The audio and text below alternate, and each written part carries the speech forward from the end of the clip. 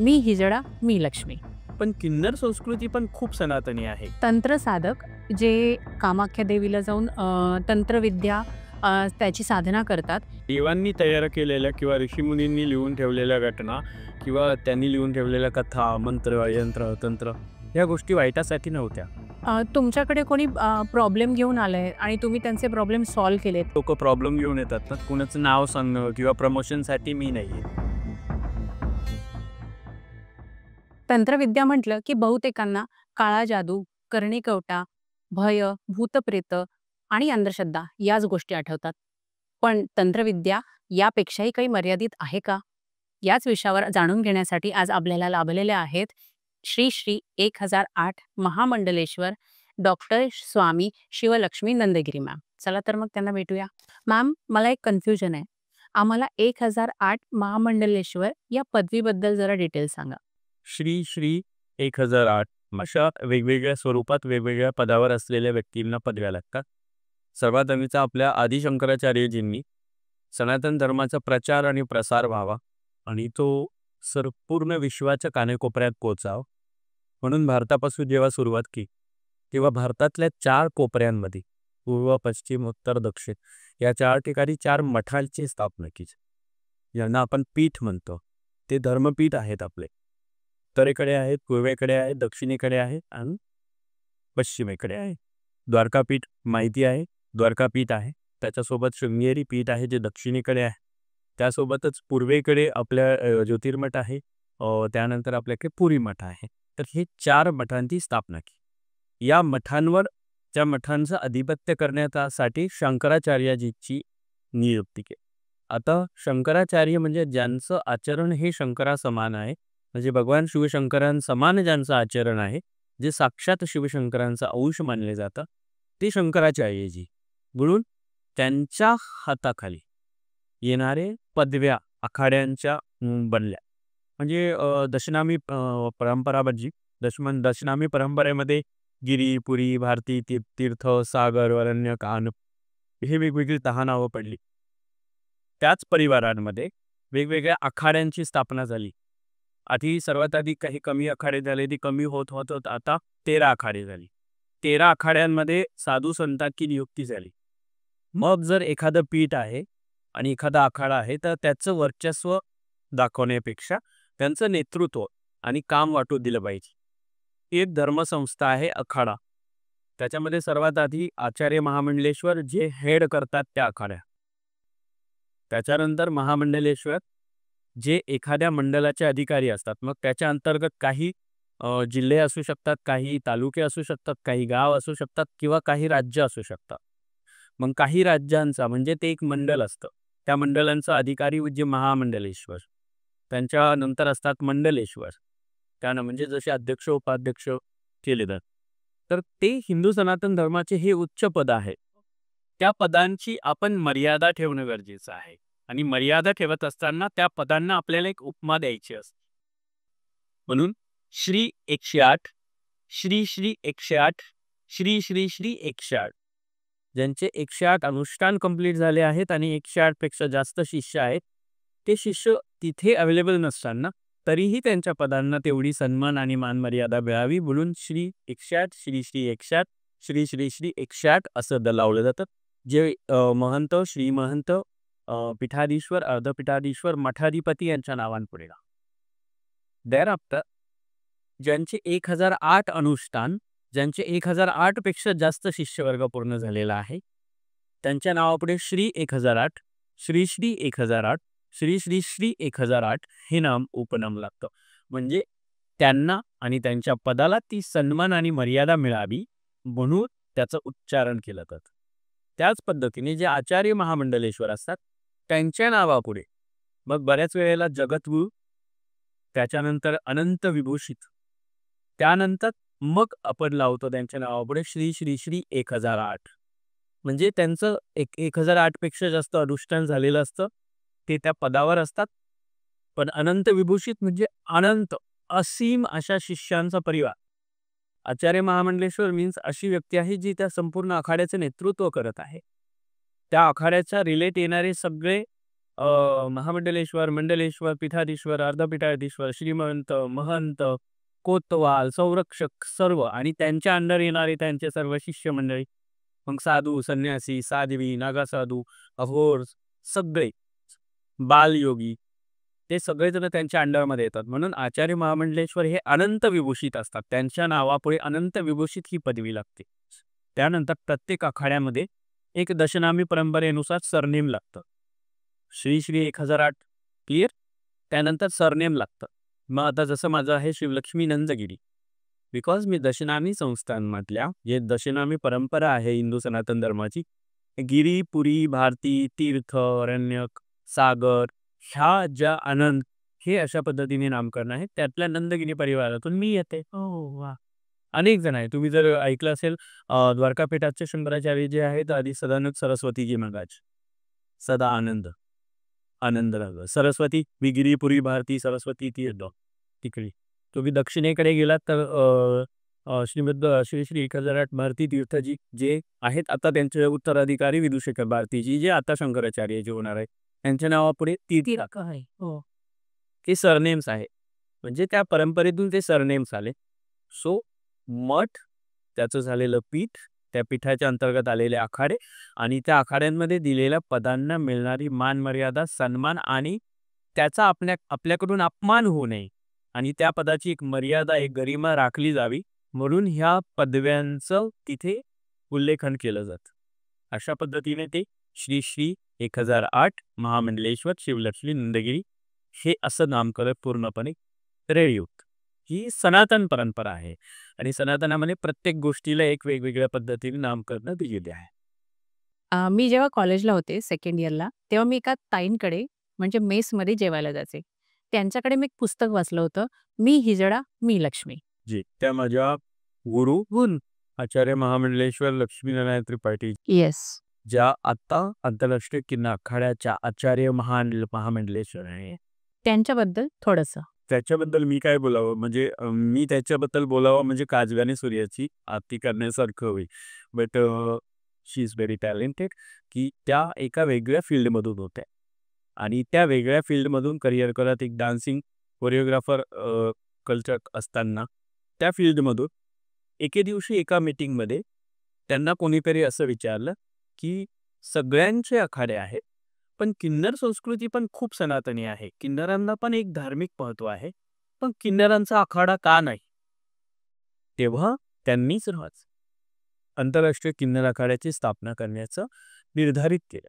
2015 पासून कुंभनच्या मागे लागल्या. 2016 मध्ये पहिल्यांदा इंडिव्हिज्युअली त्यांनी स्नान केले. 2021 मध्ये श्री पंचदशनाम जुना आखाडा जो सर्वात मोठा आखाडा मानला जातो आपल्या हिंदू सनातन परंपरेतला, त्या आखाड्यासोबत आम्हाला पेशवाई, ज्याला शाही स्नानासाठी जाण्यासाठी निघणारी मिरवणूक आणि सोबतच शाही स्नान ज्याला आत्ता आज आपण अमृत स्नान म्हणून संबोधतो आहोत, त्या स्नानांच्या परंपरेमध्ये आंतरराष्ट्रीय किन्नर आखाडा आला, रजिस्टर्ड झाला आणि त्या रजिस्टर्ड आंतरराष्ट्रीय किन्नर आखाड्याच्या त्या हेड बनल्या. म्हणजे एक अशी पर्सनॅलिटी जी आपल्या फॅमिलीतून एका फिल्म आणि मॉडेलिंग करिअरमध्ये होत्या आणि एक कोरिओग्राफर हा त्यांचा एक पॅशन होता. या सगळ्यांमधून सनातन परंपरेकडे जाताना त्यांनी खूप साऱ्या गोष्टींचा विचार करत एकट्या न जाता भारतातच नव्हे तर भारताच्या बाहेरच्याही आता 13 देशातली ट्रान्सजेंडर्स कम्युनिटीचे लोक आंतरराष्ट्रीय किन्नर आखाड्यास. आमचे महामंडलेश्वर फक्त स्टेटमध्ये किंवा इंडियामध्ये नाही आहे. आमच्या Ethiopia, Malaysia, Singapore, Thailand, Nepal, तिकडे तुम्ही जाल थोडंसं भूटान, त्याच्यानंतर तुम्ही तिकडे कॅनडा, UK, अमेरिका, ब्रिटन, या सगळ्या देश, रशिया, फ्रान्समध्ये सुद्धा आहे की या सगळ्या देशांमध्ये आंतरराष्ट्रीय किन्नर आखाडा वाढत गेला. बिकॉज की किन्नरांना हिंदू सनातन धर्मात किती मोठं स्थान आहे हे श्री पंचदशनाम जुना आखाड्याने मान्य केलं आणि आचार्य महामंडलेश्वर लक्ष्मीनारायणजी त्रिपाठी यांच्या प्रयत्नांमुळे आंतरराष्ट्रीय किन्नर आखाडा स्थापन झाला आणि पुढे आता आंतरराष्ट्रीय किन्नर आखाडा सर्वांना दिसतो आहे की खूप मोठ्या प्रमाणामध्ये लोकांच्या पसंतीस पण उतरतो आहे आणि खरोखर साधू संतांपेक्षा किन्नरांचं मोठं महत्व आहे. बिकॉज देव, दानव, यक्ष, गंधर्व आणि किन्नर त्यानंतर अप्सरा, संत, महात्मा, अनंत तुम्ही साधू, संन्यासी, नरनारी श्रेणी येते आहे. मीन्स उपदेवतांमध्ये आमचं स्थान आहे. वी आर डेमी गॉड्स, की आम्ही स्त्री पुरुष या श्रेणींमध्ये नाही आहोत. आम्ही उपदेवतांच्या श्रेणींमध्ये आहोत. हे सर्व आखाड्यांना समजावून सांगणं आणि त्यांनी त्याचा अभ्यास केलेल्या लोकांना ते समजणं आणि त्यानंतर खरोखर साधू संन्यासांपेक्षाही किन्नरांचं स्थान सनातनमध्ये किती मोठं आहे हे दाखवण्यासाठी खरं तर आंतरराष्ट्रीय किन्नर आखाड्याची स्थापना झाली. आणि आज त्या किन्नर आखाड्यामध्ये आचार्य महामंडलेश्वर लक्ष्मीनारायणजी त्रिपाठी यांच्या नेतृत्वामध्ये अनेक महामंडलेश्वर, अनेक मंडलेश्वर, अनेक पीठाधीश्वर, महंत, श्रीमहंत कार्य करतात सर्वजण. आणि त्याच त्यांच्या या वेगळ्या बोल्ड लाईफ आणि त्यांची आता एक धार्मिक सनातनी लाईफ यामध्ये जेव्हा तुम्ही अंतर करता तर अंतर करत असताना सर्वात महत्वाची गोष्ट लक्षात घ्या की वाल्याचा पण वाल्मिकी ऋषी झाले होते. तुम्ही ह्या गोष्टींना आपण इग्नोर नाही करू शकत की सनातन परंपरा ही अचानक कुठेही आपल्याला येऊन भेटू शकते आणि आपल्याला कधीतरी ते उलगडतं. आपण म्हणतो ना एखादा व्यक्ती असतो ज्याच्या स्वभावामध्ये बदल होतो, त्याच्या वागण्यात बदल होतो, त्याच्या प्रोफेशनमध्ये करिअरमध्ये बदल होतो, तर त्याला वाटतं ना हे करिअर ओके आहे. तसं सनातन परंपरेमध्ये किन्नरांचं जे स्थान आहे ते खरोखर इथे आहे हे जेव्हा त्यांना कळालं तेव्हा त्यांनी आंतरराष्ट्रीय किन्नर आखाड्याची स्थापना केली. Lipstick main in my life अशा नावाची एक त्यांची बुक आहे ज्यात आणि त्यामध्ये त्यांनी त्यांची पूर्ण लाईफ स्टोरी बायोग्राफी टाईपमध्ये आहे आणि त्यामध्ये त्यांनी कसं की मी कसे बनले याबद्दल त्यांनी त्याच्यामध्ये सर्व सांगितलेलं आहे. आज त्या हिंदू सनातन परंपरेमध्ये किन्नरांचं नेतृत्व करणारं एक परमेश्वर स्वरूपी आज त्यांचं ते आहे आणि मला खूप अभिमान आहे की मी त्यांची शिष्य आहे. एकांत हा भगवंतापर्यंत घेऊन जातो सगळ्यांना. मी सगळीकडे तेच सांगते, सगळ्यांना पण तेच सांगते. जेव्हा आपण एकटे असतो ना तेव्हा आपण डिप्रेशनमध्ये एकटा आपण सुसाईड करतो, स्वतःला संपवतो किंवा स्वतःला ओळखतो. मी सुसाईडपेक्षा स्वतःला ओळखायचं ठरवलं आणि मग मी एकांतातून भगवंताकडे पोहोचले.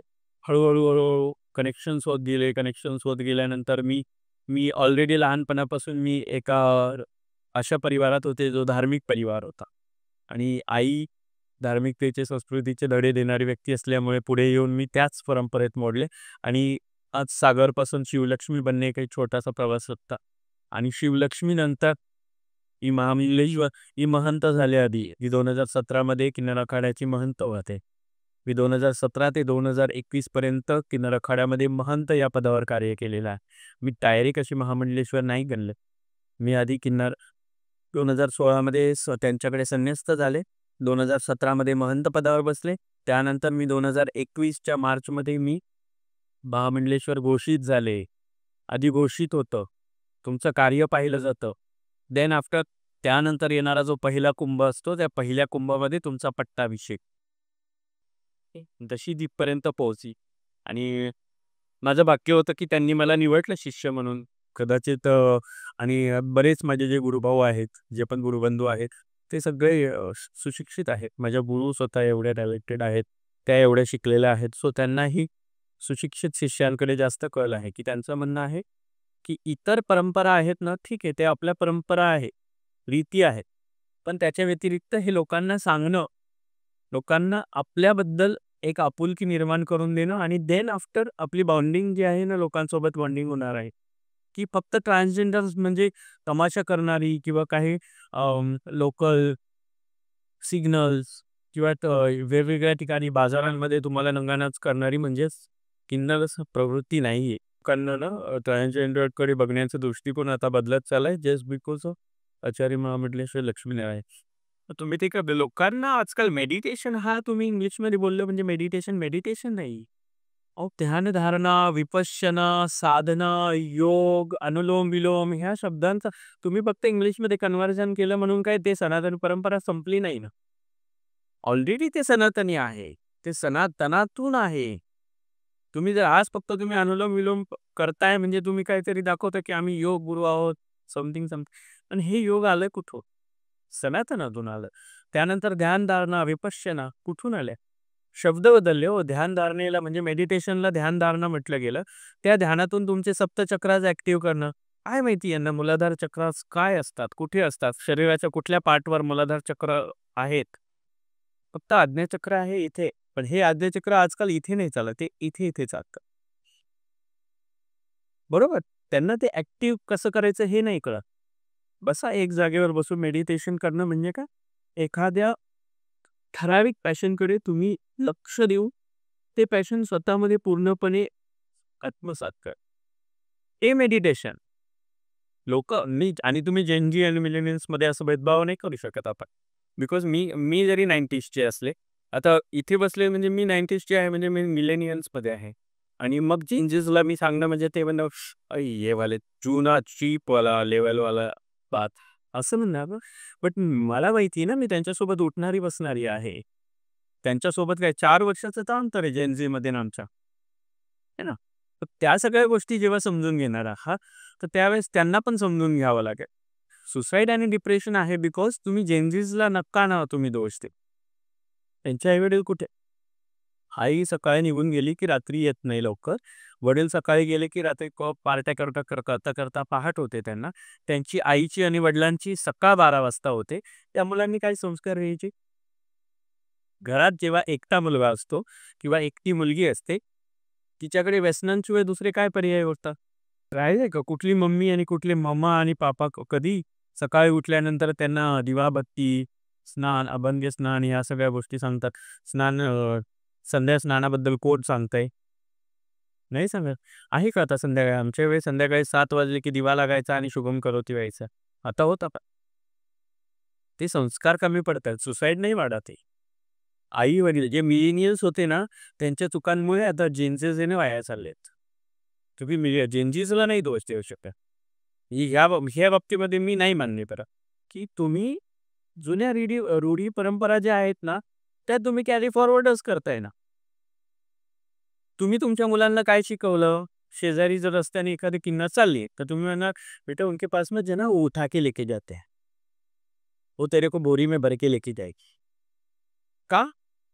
आम्ही काही पोरांना उचलून घेऊन जाऊ? हे तुम्ही शिकवलं ना तुमच्या पोरांना. तुम्ही तुमच्या पोरांना शिकवा ना. माझे बाप इतके देव आहे. हे बघा फॅक्टरीमध्ये झालेल्या मॅन्युफॅक्चरिंगच्या वेळेसच्या दोषाला आमच्यावर नाही लावू शकाल. आता मी फक्त तंत्र किंवा आपण आत्ताच्या जेन झीज आणि या सगळ्याबद्दल बोलतोय. मग तुम्ही सायन्सला मानता ना? हो, मी सायंटिफिकली पण रिझन सांगते आम्ही बनायचं. बरोबर ना? विज्ञानामध्ये मला तर 4थी-5वीलाच होता. एक्स, वाय बरोबर आहे. नाही गुणसूत्रांबद्दल सांगणारी आपली अभ्यासिका आहे सगळी आणि त्याच्यामध्येच सांगितलं आहे, की हे फॅक्टर एकत्र गुणसूत्र झाले, की मुलगा होतो, मुलगी होते. आणि त्याच्यातच सांगितले हे एकत्र चुकून झालं, की ते नपुंसक तयार होतं. तेच ट्रान्सजेंडर्स ना, तेच किन्नर. जर त्यांच्यामध्ये तरी ते समजा जन्माला आले, त्याच्यानंतर त्याच्यामध्ये हार्मोनल इम्बॅलन्स नावाचा प्रकार आहे की नाही? तो पण तुम्ही सांगितला. फक्त स्त्रियांनाच मंथली सर्क्युलेशन्समध्ये चिडचिड होणं, आरडाओरडा करणं, तब्येत खराब होणं, त्यांना न करमणं, पोटऱ्यांमध्ये गोळा येणं, कंबर दुखणं, डोकं दुखणं, बरं न वाटणं, लेझी फील होणं, फक्त स्त्रियांना होतं असं नाही. का होतं ते? हार्मोनल इम्बॅलन्समुळे. मग हार्मोनल इम्बॅलन्स आमच्यात किती असेल? आणि प्रत्येक स्त्री आणि पुरुषांमध्ये हार्मोनल इम्बॅलन्स असतो. येस. सायंटिफिकली जर तुम्ही समजून घ्याल, तर एका प्रत्येक पुरुषामध्ये काही पर्सेंटवर स्त्री तत्व असतात आणि काही पर्सेंट पुरुष तत्व असतात. एका स्त्रीमध्ये काही पर्सेंट पुरुष तत्व, काही पर्सेंट स्त्री तत्व असतात. दिप्पाड पुरुषांचे बायकी आवाज असतात, बायकांसारखे चालतात. दिप्पाड पुरुषांना मुलबाळ होऊ शकत नाही. त्यांना तुम्ही इजडे म्हणतात का? किन्नर म्हणतात का? नाही. स्त्रिया असतात. टॉम बॉईज पण आहेत ना मुली. लेस्बियन्स पण आहेत ना मुली. त्या नाही बदनाम.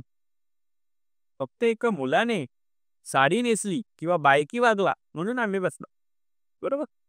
त्याच मुलींमध्ये बऱ्याच मुली अप्पर लिप्स करतात ना. पार्लरमध्ये. प्रत्येक पार्लरमध्ये प्रत्येक मुलगी अप्पर लिप्स करते. अप्पर लिप्स म्हणजे मुलांना येणारे मिशा.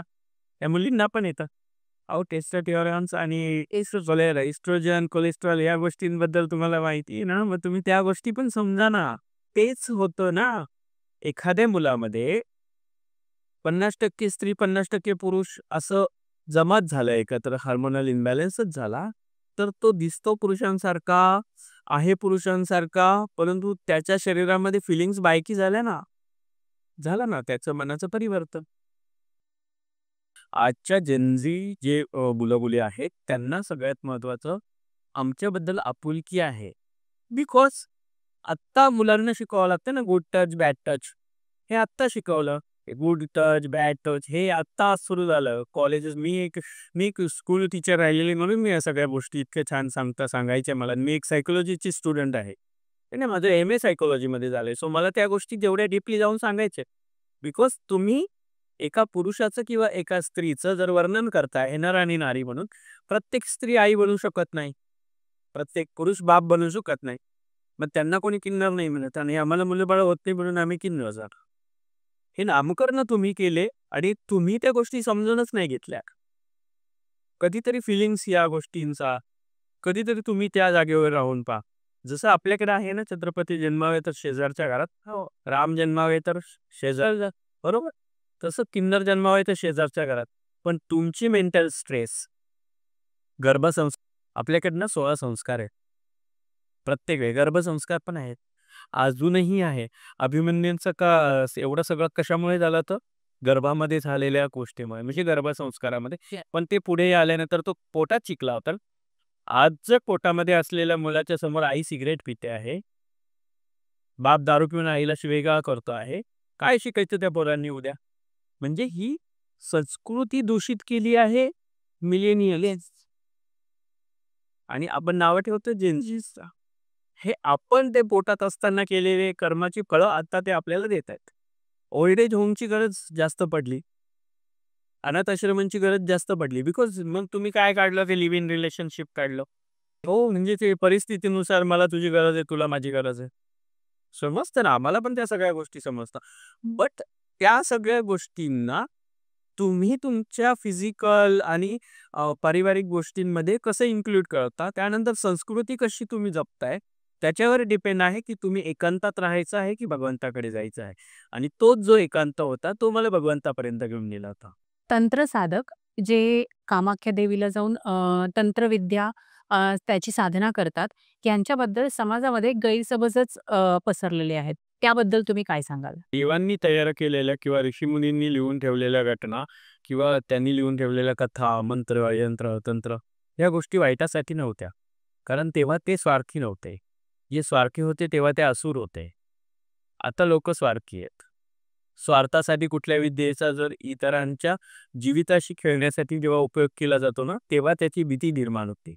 त्याला अंधश्रद्धा म्हणतात. अच्छा. लोकांना आस्था आणि अंधश्रद्धा, म्हणजे श्रद्धा आणि अंधश्रद्धेतला फरक नाही कळत. एखाद्या साधनेविषयी तुम्ही जेव्हा पूर्णपणे नतमस्तक होऊन हे करता, सगळ्यात महत्त्वाचं की साधना, तंत्र साधना ही मोक्ष प्राप्तीसाठी असते, इतरांच्या मंगल कार्यासाठी असते. तंत्र साधनेचा पहिला नियम गुरु तुम्हाला देतात की तुम्हाला हे मंगल कार्यासाठी वापरायचं आहे, कुणाच्या सुखदुःखासाठी वापरायचं आहे, कुणाचं भलं व्हावं म्हणून त्याचा यूज करायचा आहे. जर तुम्ही तुमची मर्यादा ओलांडाल तर तेच असुरी विचारांमध्ये परावर्तित होतं आणि मग ते असुरी विचारांचं जे लोकांना दाखवलं जातं ते भयावह दाखवलं जातं.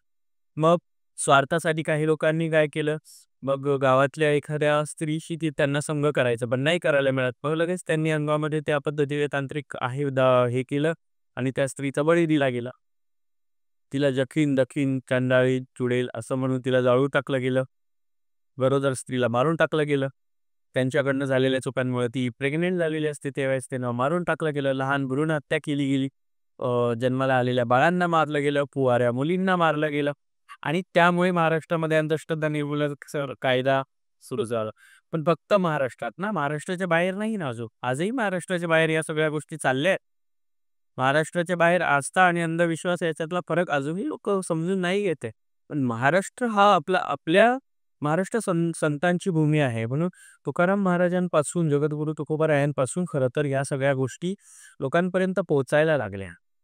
भजनांच्या माध्यमातून, ओव्यांच्या माध्यमातून, अभंगांच्या माध्यमातून लोकांना त्यातून सगळ्या गोष्टी कळायला लागल्या. समाज प्रबोधन झालं. गाडगे महाराजांसारख्या संतांमुळे समाज प्रबोधन झालं. सावित्रीबाईंसारख्या समाज प्रबोधनकार होत्या, म्हणून आज स्त्रिया एका ट्रान्सजेंडरचा इंटरव्ह्यू घेते. अदरवाईज हे शक्य नव्हतं. आणि हे लोकांना घाबरवण्यासाठी दाखवलं गेलं. जेव्हा हे घाबरवण्यासाठी दाखवलं गेलं, तेव्हा त्याचा बाऊ झाला आणि लोकांना ते भयावह वाटायला लागलं.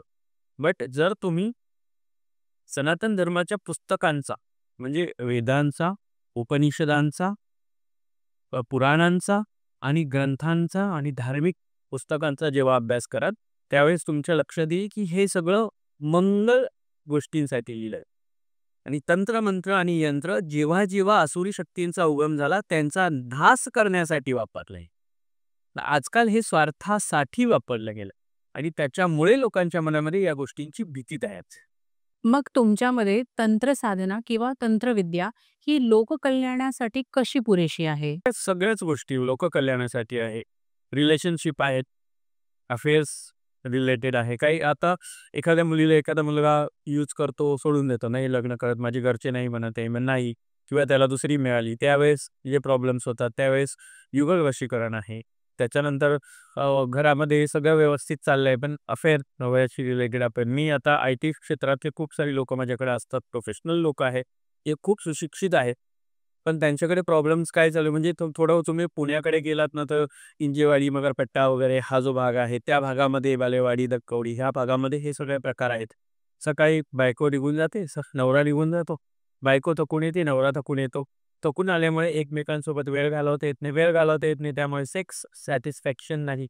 देन आफ्टर त्या दोघांमध्ये दुरावा, वाद, विवाद, भांडणं आणि मग बायको कुठेतरी मन रमवून घेते, नवरा कुठेतरी मन रमवून घेतो. अशांना एकत्र करणं सिंपल. दुसरी गोष्ट, बायको आणि नवरा दोघं जण आपल्या मुलांना संस्कार नाही देऊ शकत आहे. जेव्हा ते संस्कार नाही देऊ शकत आहे, तेव्हा तो मुलगा एकटा होतो. एकटा झाल्यानंतर व्यसनाधीन होतो, असंगतीमध्ये जातो. अशी संगत मिळते त्याच्यामध्ये दारू, दरफाडे, त्याच्यानंतर तुम्हाला सांगते ड्रग्स, ॲडिक्शन वेगवेगळ्या गोष्टींचं, या सगळ्या गोष्टींमध्ये ते जातं.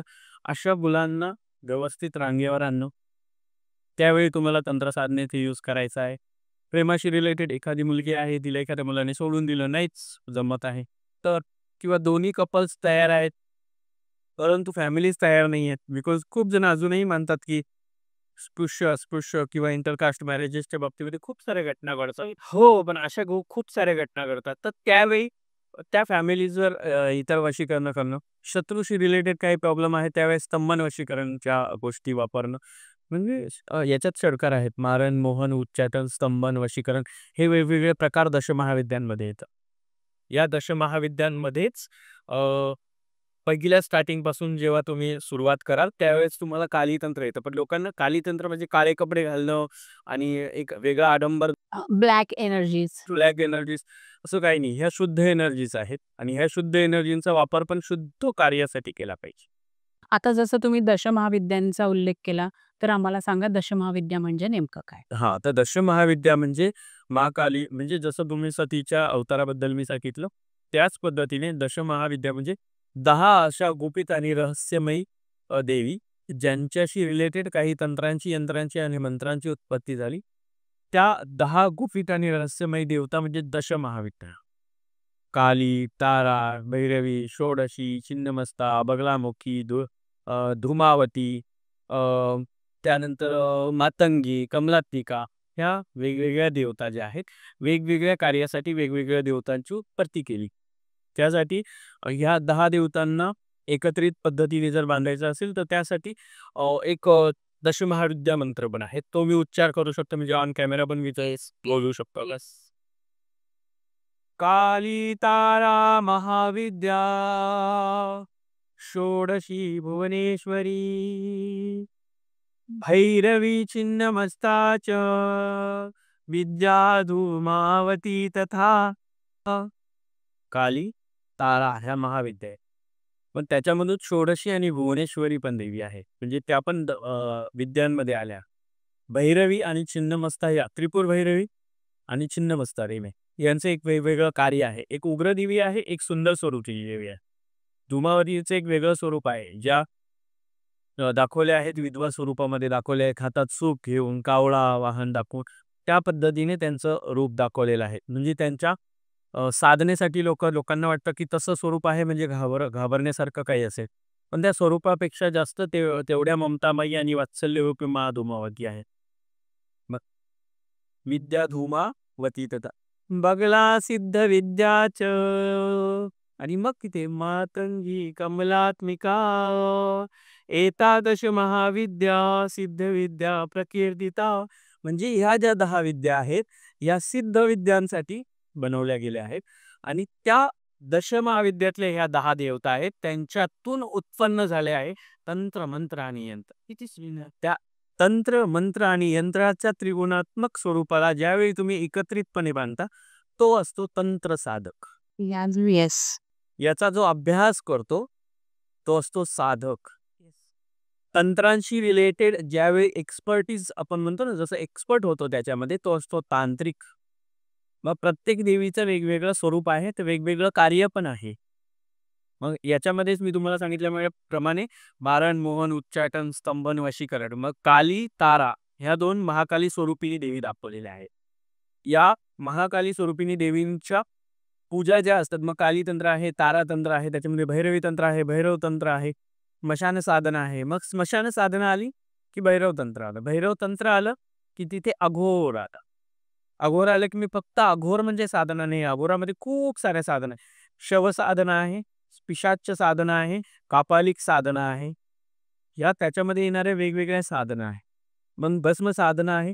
ह्या वेगवेगळ्या साधना करणं म्हणजे स्मशानाशी रिलेटेड पूजा विधी करणं त्या विधी अघोर प्रक्रियेमध्ये आले. मग त्यातून जर तुम्ही पुढे गेलात ताराविद्यामध्ये गेला तर ताराविद्यामध्ये पण स्तंभन वशीकरण ह्या गोष्टी आल्या.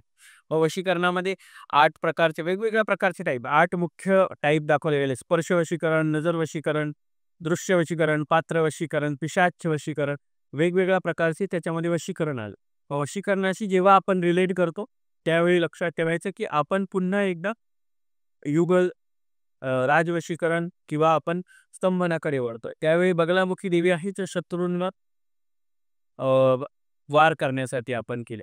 मग बगलामुखी तंत्र जर तुम्ही आर्थिक समस्यांमधून जर थोडेसे तुम्ही येवताय जर तुम्ही त्याच्यातून तुम्ही काही अर्नच नाही करू शकत किंवा तुमच्याकडे काही स्टेबलच राहत नाही तर कमलात्मिका देवीचं कमलातंत्र आलं. कमलातंत्र आलं म्हणजे कमलात्मिका देवीशी रिलेटेड मग श्रीविद्या आल्या. श्रीविद्यांमध्ये श्रीयंत्राशी रिलेटेड पूजन आलं. परत श्रीविद्या श्रीयंत्राशी रिलेटेड म्हणजे पुन्हा यंत्र आलंच.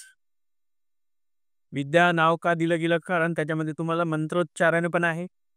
त्याच्यामध्ये तुम्हाला ते यंत्र बनवलं आहे आणि ते यंत्र आणि मंत्रांना दोघांना एका ठिकाणी स्थिर करून त्याच्यावरती तुम्हाला त्यांना सिद्ध करणं आहे किंवा तंत्र मंत्र आणि यंत्र म्हणजे तांत्रिक प्रक्रियेतून ते सिद्ध होणार आहे.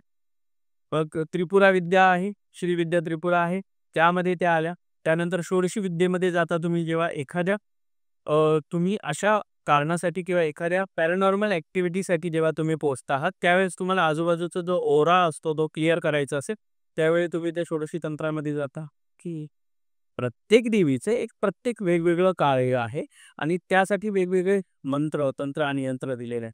लाखो प्रकारचे तंत्र आहेत पण लाखो प्रकारच्या तंत्रांमध्ये करोडो मंत्र आहेत आणि करोडो मंत्रांना सिद्ध करण्यासाठी करोडो प्रकारचे यंत्र तयार केलेले आहे.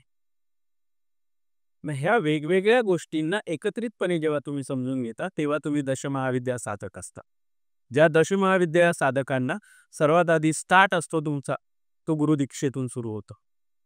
गुरुदीक्षेतून सुरू झाल्यानंतर तुम्हाला त्यामध्ये सर्वात आधी असते ध्यानधा.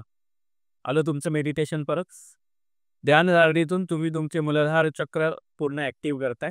ज्यावेळी तुम्ही तुमच्या मूलाधार चक्रांना कंट्रोल करायला शिकता आहेत सगळ्यात महत्त्वाचं एक आपलं मूलाधार चक्र आपल्या बिंबीच्या खाली असतं बरोबर आपल्या जनांगाच्या थोडं वर बिंबीच्या खाली.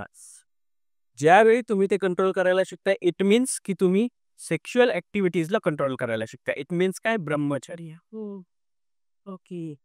जेव्हा तुम्ही ब्रह्मचर्य तुमचं कंट्रोल करता आहात तुम्ही पोटाची जी तुमची अग्नी आहे ती तुम्ही शांत करा. पोटाची अग्नी शांत केली की तुम्ही तुमच्या लिव्हर फंक्शन्सला बरोबर बॅलन्स करतो. बरोबर. त्यानंतर तुम्ही तुमचे हार्ट फील होणार. बरोबर. ते क्लीन केलं तुमचा थ्रोट बरोबर. स्वरयंत्र क्लिअर केल्यानंतर तुम्ही बरोबर इथे तुम्ही पोहोचता आहात तेव्हा देन हे ऍक्टिव्ह. करेक्ट. आलं हे विज्ञान नाही विज्ञान काय शिकवलं या गोष्टी शिकवल्या जातात ॲक्युप्रेशर आहे. तुम्ही तुमच्या बोटांचे काही फंक्शन्स असतात. तुमचं डोकं दुखतंय, तुम्ही हे पकडा, हे असं करा. तुम्ही इथे तुम्हाला पॉइंट्स दिलेले आहे, तुमचे इथे पॉइंट्स दिलेले आहे. सेम कंडिशन म्हणजे हे जे 5 पॉइंट्स असतात ना, या 5 पॉइंट्समध्ये तुमच्या हार्ट, किडनी, लंग फंक्शन, तुमचं हार्ट फंक्शन, तुमचं रेस्पिरेटरी. स्ट्रेस सर्व हे जेव्हा तेव्हा असतं ना तेव्हा हे वाजलं की हे 5 गोष्टी जेव्हा वाजत असतात दॅट्स वाय तुम्ही त्या सगळ्या गोष्टी ॲक्टिव्ह करत असतात. म्हणजे टाळीचं महत्त्व तर तुम्हाला कळलं. आम्ही जास्त आजारी किंवा कॅन्सर-विन्सर, हार्टने का नाही मरत. सतत आम्ही त्यात ॲक्युप्रेशरनी त्या सगळ्या गोष्टी ॲक्टिव्ह करत असतो. जेव्हा त्या ॲक्टिव्ह होतात ना त्यावेळेस आम्ही त्या सगळ्या गोष्टींना व्हायब्रेशन्स येतात एका प्रकारचे बरोबर आणि ते व्हायब्रेशन्स असतात ना ते तुमच्या ध्यानधारणेतून तुमच्या मूलाधार चक्रांना एका ठिकाणी स्थिर करतात. ते स्थिर केल्यानंतर तुम्हाला मंत्र सिद्धी असते. मग मंत्रसिद्धीतून तुम्ही त्या मंत्रांचे उच्चारण मग ते मंत्र उच्चारण करताना तुम्हाला कदाचित लाख वेळा जप असेल, 11 लाख वेळा, करोड वेळा असेल, अब्ज वेळा असेल. तर त्या मंत्रांना सिद्ध कर. ते सिद्ध केल्यानंतर तुम्हाला दिलेलं जे यंत्र आहे, त्या यंत्राला त्या मंत्राशी तुम्हाला कनेक्ट करायचं आहे. तेव्हा तुम्ही जी प्रक्रिया करतात ते तंत्र असतं म्हणजे तांत्रिक प्रक्रिया असते. ती आहे दशमहाविद्या. त्या दशमहाविद्यांमधली ती आहे तंत्र साधना. म्हणजे आधी तुम्हाला ध्यानधारणा करणं आहे मीन्स तुमचं मेडिटेशन आहे. तुमच्या मेडिटेशन नंतर तुम्ही तुमच्या बॉडीला ॲक्टिव्ह करता, मूलाधार चक्रांना ॲक्टिव्ह करता आहात. ॲक्टिव्ह केल्यानंतर तुम्ही पुढच्या गोष्टींकडे प्रोसीड करता. तुमचा शेवटचा पॉइंट असतो मोक्ष. त्याच्यापर्यंत खूप कमी लोकं पोहोचतात. पण त्या मोक्षापर्यंत पोहोचण्याचा मार्ग म्हणजे तंत्र साधना. याच्यात कुठे तुम्हाला वाटलं की मी काही भीतीसारखं सांगितलं? अजिबात. लोकांमध्ये काय आहे? गैरसमज. ते समजूनच नाही घेणार. गैरसमज आहे किंवा आम्ही ज्यांना हे तंत्रसाधक मानतो, त्यांना पुरेसं नॉलेज नाहीये. ही साधक बोटावर मोजणे इतकी राहिली हो. आजकाल खूप साऱ्या गोष्टी आहे की ज्या डोंगी प्रमाणामध्ये पण आलेल्या आहेत. मोठमोठे देवदेवारे घेऊन बसणारे लोक आहेत. देवापेक्षा मोठे झाले तुम्ही देवाकडे पाठ करून तुम्ही लिंबू, अंगारे होतात. कुठलं एक तंत्र साधनेशी रिलेटेड पुस्तक दाखवून द्या ज्याच्यामध्ये लिंबू, बावली, काजळ, कोळा याच्याशी रिलेटेड कुठे लिहिलेलं असेल तर मला दाखवून द्या. मी त्यांना माझा गुरु करू. झालं क्लिअर? आल्यापेक्षा कुठेही ह्या गोष्टी नाहीयेत. पण काय करायचंय माहिती का? मला तुम्हाला इम्प्रेस करायचं आहे. जेव्हा मला तुम्हाला इम्प्रेस करायचं असतं ना, तर फक्त हा कप आहे. हा कप आहे, तर तुम्ही इम्प्रेस नाही होणार. जेव्हा याच्याबद्दल पॉडकास्ट स्टुडिओ असं लिहिलेलं आहे, तर तुम्ही म्हणणार हा कप ब्रँडेड आहे. याच्यामध्ये मी तुम्हाला पाणी भरून दिलं, तर तुम्ही काय म्हणणार हे मिनरल नाहीये. ते चीप आहे. जेव्हा त्याच्यामध्ये मी तुम्हाला तुमच्यासमोर बिसलेरीने पाणी टाकून देणार, तर त्यावेळेस तुम्ही म्हणणार की हो, हे ब्रँड आत्ता तयार झालंय. पण त्याच ब्रँडमध्ये मी तुम्हाला साखर, पत्ती, इलायची, जायफळ, वेलची सगळं टाकून जेव्हा ते छान पद्धतीने ते तुम्हाला ते रेडी करून ती कॉफी तुम्हाला जेव्हा सर्व्ह करणार आहात ना, ही समथिंग खास. हे आहे रिअल. फक्त पाणी महत्वाचं नाहीये, कप महत्वाचा नाहीये, ब्रँड महत्वाचा नाही. तुम्हाला ते रेडी करण्यापर्यंतचा जो प्रोसेस आहे ना, तो समजून सांगता आला पाहिजे, तर तुम्ही स्वतः साधक आहात. मी महाराष्ट्राबद्दल बोलणारच नाही. अंधश्रद्धा निर्मूलन कायदा आहे. अंधश्रद्धा निर्मूलन समितीच्या लोकांनी लक्ष ठेवावं आणि त्या लोकांवर ॲक्शन घ्यावी. हा त्यांच्यापर्यंतचा प्रश्न. पण महाराष्ट्राच्या बाहेर देव, दरबार किती प्रमाणात वाढलेत. खूप मोठ्या-मोठ्या सिटीजमध्ये दरबार भरलेत. खूप मोठे-मोठे बाबा लोकं जाऊन बसलेत.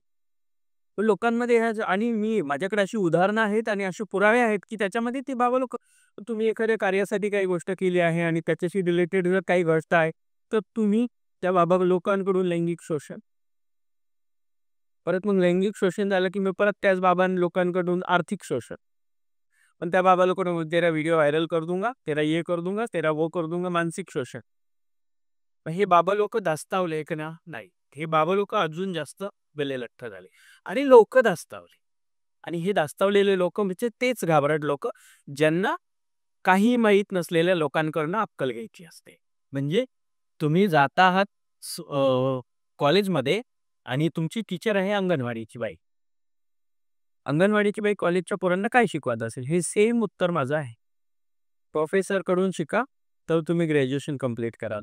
तुम्ही जर ग्रॅज्युएशनच्या इयरला बसलेले आहात आणि तुम्ही अंगणवाडी सेविकेकडून अपेक्षा करता आहात, तर ती लेव्हल चुकते आहे.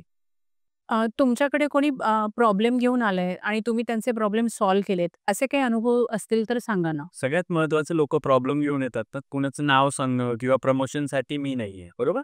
सगळ्यात गोष्ट महत्त्वाची ही आहे, प्रॉब्लेम्स आहेत ना, प्रत्येकाच्या लाईफमध्ये प्रॉब्लेम आहे. प्रत्येक जण येतो. तुम्ही माझ्या रील्सवर किंवा Insta फीडवर जर पाहिलं असेल, की अपॉइंटमेंट्स असतात माझ्या, लोकं येऊन भेटतात. पण दरबार नकोय. पर्सनल तुमचा प्रॉब्लेम आहे ना, तुमचं काय दुःख आहे? मग बरेच जण असतात ज्यांना 5-50 लोकांमध्ये बोलता नाही येत. 5-50 लोकांमध्ये तुम्ही तुमचं फिलिंग्स माझ्यापर्यंत व्यवस्थित शेअर नाही करू शकत आहे. आणि त्यामुळे अपॉइंटमेंट सिस्टम ठेवली आहे. आणि अपॉइंटमेंट्स घेऊन लोकं मला भेटतात. गेल्या 4-5 वर्षापासून लोकं मला अपॉइंटमेंट घेऊन भेटतात. आणि ठराविक दिवशी माझं हे असं आहे, की ठराविक दिवशी ठराविकच अपॉइंटमेंट. ठराविक सिटीसाठी ठराविक अपॉइंटमेंट. मग लोकं येणार आणि लोकं आल्यानंतर त्यांचे प्रॉब्लेम सांगणार. तंत्रसाधनेनुसार सांगण्याच्या अगोदर मेंटली स्ट्रेसमध्ये आहेस का? मग तुला जर मेंटल प्रॉब्लेम असेल, डिप्रेशन असेल, अँक्झायटी प्रॉब्लेम असेल, तर मी सायकॉलॉजिकली आधी काउन्सिलिंग करता. बरोबर. सेकंड थिंग रिलेशनशिपवर प्रॉब्लेम आहे का? रिलेशनशिपवर असेल तर माझा जो अनुभव आहे, त्या अनुभवानुसार मी काउन्सिलिंग करणार.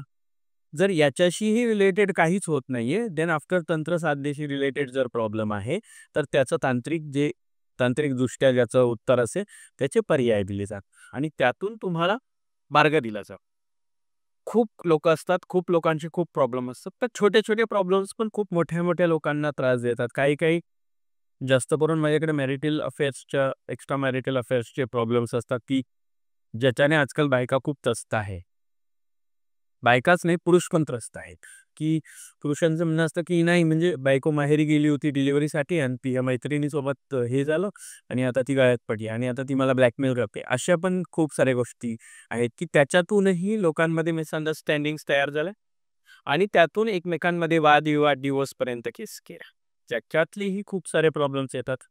पण भूतांशी रिलेटेड अटॅक किंवा एखाद्याच्या शरीरामध्ये एखाद्या पिशाच्याचा किंवा रिलेटेड गोष्टींचा वास होणे, ते मी हे पण करून पाहते, की सर्वात आधी जर माझ्याकडे समोर व्यक्ती बसली आहे, तर मी सगळ्यात आधी काय पाहते, की याला मल्टिपल पर्सनॅलिटी डिसऑर्डर सारखा काही त्रास होतोय का?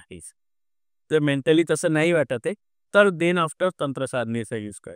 हे लक्षात घ्या, की 2 बाजू असतात नाण्याला, पण त्या 2 बाजू गोल फिरून बघायच्या असतात. नाणं उलटून-पालटून नसतं बघायचं. म्हणून मी गोल फिरून त्या बाजू बघते. देन आफ्टर त्याच्यावर त्यांना पर्याय सांगते आणि उदाहरणं द्यायची म्हटली तर मॅरिटल रिलेटेड लोकांना त्यांचे बिझनेस चालू असतात, पण बिझनेसमध्ये त्यांना यश येत नाही. बिझनेसशी रिलेटेड प्रॉब्लेम्स होतात. बिझनेसशीच रिलेटेड लोकांना काय असतं, खूप सारा पैसा एका ठिकाणी स्टक होऊन जातो आणि मग त्यांना तो होत नाही. खूप साऱ्या अशा गोष्टी आहेत, की खूप पैसा इन्व्हेस्ट करून बिझनेस केला, पण तो ठप्प झाला. मग त्यावेळेस पितृदोषशी रिलेटेड काही प्रॉब्लेम असू शकतात. नजरदोषाशी रिलेटेड प्रॉब्लेम्स असू शकतात. मग त्या गोष्टींवर काउन्सिलिंग करणं, त्यांना त्याच्यावर पर्याय मार्ग देणं. त्याच्यासाठी वेगवेगळ्या गोष्टी आहेत. वास्तुशास्त्राशी रिलेटेड खूप साऱ्या गोष्टी आहेत. आजकाल लोकं नाही मानत. म्हणजे तुम्ही साऊथ आणि ईस्ट, ईस्ट, वेस्ट, साऊथ या सगळ्या गोष्टींचा जेव्हा तुम्ही हे करता, तर त्यावेळेस तुम्ही विचार नाही करत, की कुठे पाय करून झोपल्यावर काय होतं, कसं झोपण्याच्या दिशा पण डिपेंड करतात तुमच्या लाईफवर खूप साऱ्या गोष्टी, मेंटली स्ट्रेसशी रिलेटेड, झोपेशी रिलेटेड गोष्टी असतात. तुम्ही नॉर्थ साईडला काय करता आहात, साऊथ साईडला काय करता आहात, याच्यावर डिपेंड आहे. तुमच्या घराचे दरवाजे, तुमची पोट साफ होण्याची जागा, तुमचं स्वयंपाक करण्याचं ठिकाण, तुमची झोपतानाची डोक्याची दिशा, तुमची घरात एंट्री करण्याची दिशा, याच्यावरही आजकाल काय होतं बिल्डर्स लॉबीमध्ये काय होतं, ते घर बनतात, ओके झालं. पण ते खूप साऱ्या गोष्टी असतात, की ज्याचा इम्पॅक्ट तुमच्या लाईफवर होतो. जर तुमचं साउथ फेसिंग आहे आणि प्रत्येक वेळी जाताय, तर तुमची जी शरीरातली जी एनर्जी आहे, ती हेच होते ना. मग त्यावेळेस तुम्ही काय करता, तुमचा स्ट्रेस लेव्हल वाढत जातो. स्ट्रेस लेव्हल वाढला, की तुम्ही हायपर टेन्शन घेता आणि त्याच्यातून तुमची चिडचिड होते. चिडचिड झालीमध्ये मग लगेच तुम्ही माझ्याकडे येऊन काय सांगता, "मी नवरा-बायकोचं पटत नाही, सारखी कटकट होते, सासू ऐकत नाही, सून ऐकत नाही, नणंद ऐकत नाही, शहाणपणा करते, हे होतं, जावा-जावाचं जमत नाही." अरे पण तुमच्या फेसिंगवर पण डिपेंड आहे ना खूप साऱ्या गोष्टी. हे असे प्रॉब्लेम्स पण येतात. लव्ह अफेअर्स, मुलाने सोडून दिलं, त्याने 7 वर्ष वापरलं, त्याने 5 वर्ष वापरलं, त्याने 2 वर्ष वापरलं. जास्त करून मुली येतात, की मुलांनी वापरून सोडून दिलं. आणि आपण काय म्हणतो प्रेमाच मुलगी धोका देते. माझ्याकडे आलेले जास्तीत जास्त प्रकरण मुलाचेच येतात. यूज केलं, थ्रो, यूज अँड थ्रो वाली जी कंडिशन सुरू केली ना पोरांनी, त्याच्यामुळे पण खूप मुली रिप्लेस होतात. बरं, काही मुलींचं असं आहे ज्या एखाद्याच्या रिलेशनशिपच्या बाबतीमध्ये खूपच इश्यू असतात. कोणाशी बोलत होता, कोणाचा मेसेज होता, पॉझिटिव्हनेस, बरोबर ना? मग ते पॉझिटिव्ह असतात, तर त्या गोष्टीमुळे रिलेशनशिपमध्ये खूप सारे मॅटर्स क्रिएट होतात. ते मॅटर्स क्रिएट झाले की मग त्या मुलीला सुसाईडपर्यंत पण जावं लागतं. ह्या पण गोष्टी होतात. हे सगळे प्रॉब्लेम्स जे असतात ना, हे सगळे प्रॉब्लेम सॉर्ट आउट करायचे म्हणजे एखाद्या गोष्टीसाठी त्या व्यक्तीला अर्धा तास वेळ देणं, त्या व्यक्तीचं काउन्सिलिंग करणं आणि त्यातून त्यांना मार्ग दे. खरं तर मी अशा पद्धतीने काउन्सिलिंग करते. मी प्रोफेशनल डॉक्टर आहे. मी BHMS किंवा VMS किंवा MD किंवा हे नाही झाले काउन्सिलर. मी तंत्र साधनेशी रिलेटेड काउन्सिलिंग करते. का? मी जेवढा आडंबर सोडून कधी-कधी माझ्याकडे मला भेटायला येणारी लोकं मी नाईटीत असताना मी त्यांच्याशी गप्पा मारते.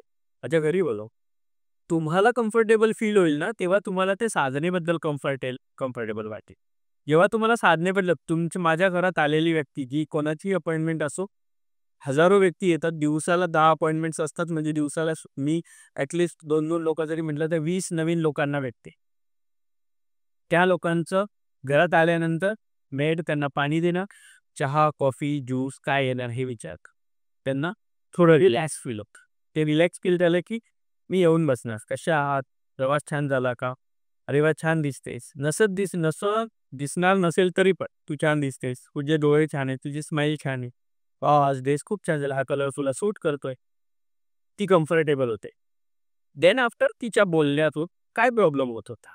किती दिवसापासून होत होता? देन आफ्टर तुम्ही तिला समजून घ्यायला लागता. मग खरोखर तिला तो त्रास आहे का? करणी, ब्लॅक मॅजिक, तंत्र साधनेशी रिलेटेड कोणी काही यूज केलंय का? हे तुम्हाला अंदाज येतो. सायकॉलॉजीचे स्टुडंट असल्यामुळे फेस रीडिंग, माइंड रीडिंग या गोष्टी पण कळतात. सो त्या व्यक्तीला खरंच तो प्रॉब्लेम आहे का? किंवा त्या व्यक्तीला फक्त डिप्रेशनमुळे वाटतं की मी असं चाललंय किंवा माझ्यासोबत असं होतंय. काही-काही जणी अक्षरशः म्हणजे मला पाहिलं की रडायला लागतात की नाही माझ्यासोबत असंच होत. नाही पण शांततेचा. सहसा माझ्यासमोर बसणारी व्यक्ती रडत नाही. आणि त्या व्यक्ती जर रडत आले असते, तर जाताना स्माईल हसत-हसत जा. खूप साऱ्या अशा आहेत आणि त्यांना जे पर्याय काढून दिले जातात, त्या पर्यायातून अफोर्डेबल पण असतात आणि त्यांना त्या गोष्टींमधून समाधान पण मिळेल. आणि मी मेंटली आणि सायकॉलॉजिकली आणि तांत्रिक पद्धती ह्या तिन्ही पद्धतीतून त्यांना स्टेबल करायचं काम करते. म्हणून मी प्रमोशन नाही करत, की हे आलं, याचं हे केलं, ते आलं, त्याचं ते केलं. त्या गोष्टींची गरजच नाही पडत. बिकॉज लोकांना कळतं ना, कोणाला काय येतं. दाखवा दरबार घेऊन बसणारे लोकं असे कॅमेऱ्यासमोर बसलेले. आज माझा 45 टर्न आहे, की मी पॉडकास्ट देते आहे. सेम सब्जेक्ट आणि सेम सब्जेक्टवर प्रत्येक वेळी वेगवेगळ्या प्रॉब्लेम्सला सोल्युशन्स. हे सांगणारी लोकं पाहिजे. त्यासाठी तुमचा रिसर्च पाहिजे आणि मग तुम्ही नॉलेज लोकांना दाखवू शकता. आणि मग तुम्ही पॉडकास्ट का करता? मी कुठल्याच पॉडकास्टमध्ये सांगत नाही, माझ्याकडे या, हे करा, ते करा. मी फक्त तुम्हाला सांगते योग्य काय आहे, अयोग्य काय आहे. तेव्हा तुम्हाला कळतं. म्हणजे डॉक्टर MD डॉक्टर आहे, तर त्या MD डॉक्टरकडे गेलंच पाहिजे आणि त्याच्याकडनंच मेडिसिन्स का घेतल्या पाहिजे. फिक्स. बरोबर? MBBS डॉक्टर आहे, तर त्याच्याकडे कशासाठी आणि स्पेशल सर्जन कशासाठी यावं? तंत्रसाधनेमध्ये मी स्पेशलायझेशन केलं, तर मग मी स्पेशल सर्जन आहे. तुम्ही आधी सगळीकडे दरबार काय काल रात्री जेव्हा आम्ही तुम्ही येणार म्हणून प्रश्न डिस्कस करत होतो, तेव्हा एक गोष्ट ऐकलेली, की महिषासुराचा वध करण्यासाठी त्रिदेव ब्रह्मा, विष्णू, महेश त्यांनी एकत्रित शक्ती तयार केली आणि त्यानंतर मी जी शक्ती बनवली तीच भगवती महिषासूर.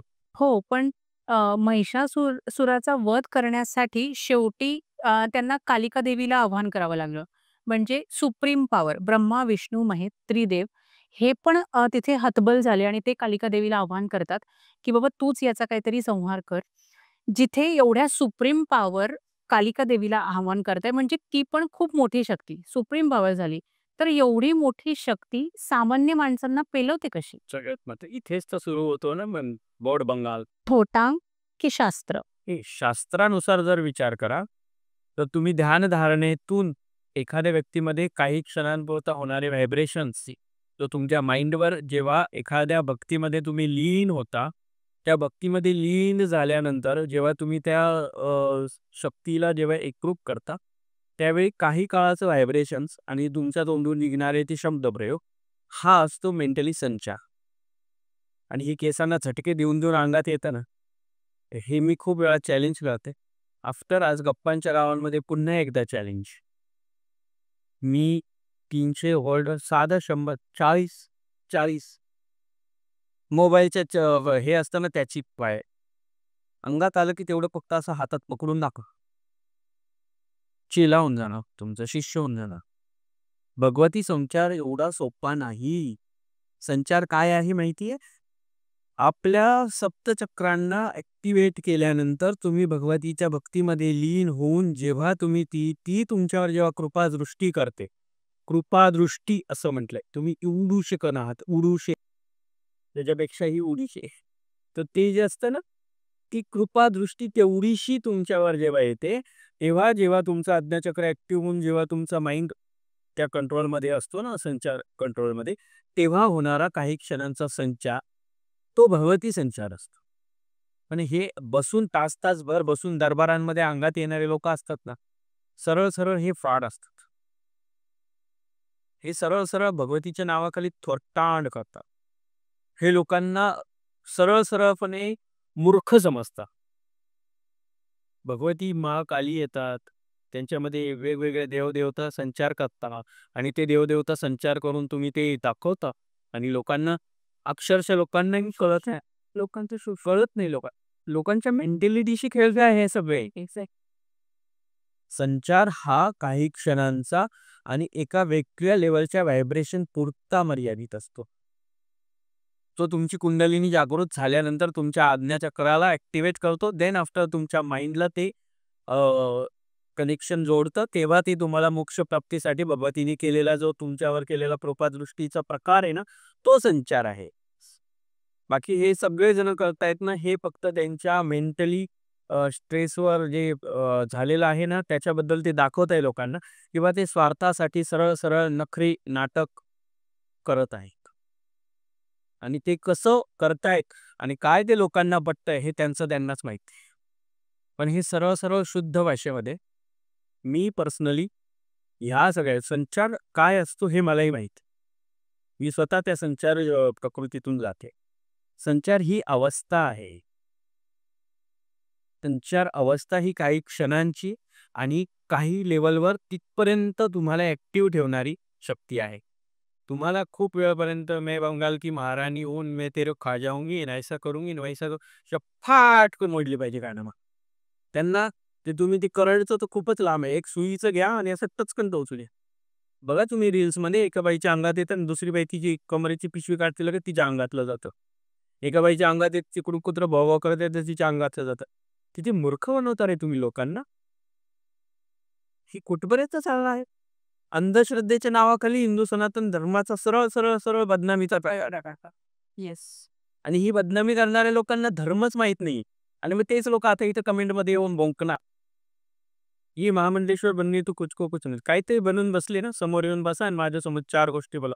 फक्त 10 मिनिटं माझ्याशी बोलून दाखवा. मग आपण या विषयावर चर्चा करू. ऑन लाईव्ह पॉडकास्ट पाय धुवून पाणी पिते तुमचं. अक्कल नाही काहीतरी लोकांना शहाणपणा साजूकपणा शिकवत मोठे मोठे भगत लोक बसलेत आणि ते मोठे मोठे भगत लोक हे असं करा, हे असं केल्याने तसं होतं, तसं केल्याने तसं होतं, तसं केल्याने असं होणार आहे. काय तुमचे ब्रह्मदेव खाली आले होते तुम्हाला समजवायला? का तुम्ही तिथपर्यंत शिड्या बनवल्या ब्रह्मलोकापर्यंत तिथे जाऊन एवढं तुम्ही ब्रह्मज्ञान घेऊन आले? अजिबात नाही. शास्त्र आणि शास्त्राला लागून होत असलेल्या ज्या शुद्ध संस्कृती आहेत या वेगळ्या आहेत आणि संचार प्रथा वेगळ्या आहेत. संचार ही ॲक्च्युअली त्या साधकामध्ये होणारी अवस्था वेगळी आणि हे तुमच्या अंगात येऊन येऊन लोकांना तुम्ही फिरून फिरून नाचून कुदून दाखवता ना, हे तुमचं सरळ सरळ नाटक आहे. ते समजणं गरजेचं आहे. आता हे समजून घेणारे खूप सारे लोक आहेत. मी आत्ताच एक म्हणजे काही दिवसांपूर्वीचा एक इन्सिडेंट सांगते. मी तुळजापूर भवानीला गेली होती. कुलदैवत आहे, सो मी वर्षातून 1, 2, 4 चक्कर माझे तुळजापूरला होता. मी तुळजापूरला गेले भगवतीचं दर्शन घेतलं. भगवतीचं दर्शन घेऊन बाहेरच्या बाजूला येत होते आणि बाहेरच्या बाजूला काही जण असं वाजत होतं आणि 5-6 बायका त्यांच्या अंगात देवी आलेली. 5-6 बायका होत्या आणि त्यांच्या अंगात देवी आली. पण ते बघितल्यावर कळत होतं. म्हणजे आता माझ्यासारख्यांना लगेच कळतं, ही नाटक करते, की हिच्या खरंच आहे. म्हणजे ते इतक्या इतक्या अशा लेवलवर दाखवत होत्या, की आमच्या अंगात खास म्हणजे साक्षात देवी. एका वेळी सेम बायकांच्या अंगात सेम देवी आलेली होती. आणि बायका स्वतःचं पदर उचलून खोचत होत्या. कमरेचं पदर खोचत होत्या. ब्लाउज नीट करत होत्या. केस मागं करत होत्या. म्हणजे तुम्हाला देहभान आहे त्या स्थितीमध्ये. मग ती कशी संचारावस्था असू शकते? मी तिथे सरळ मोठ्या आवाजात म्हटलं, "अगं किती नाटके करशाल?" तर एका बाईच्या जागेवर अंगातलं गेलं. मग ही अवस्था संचार अवस्था नाही.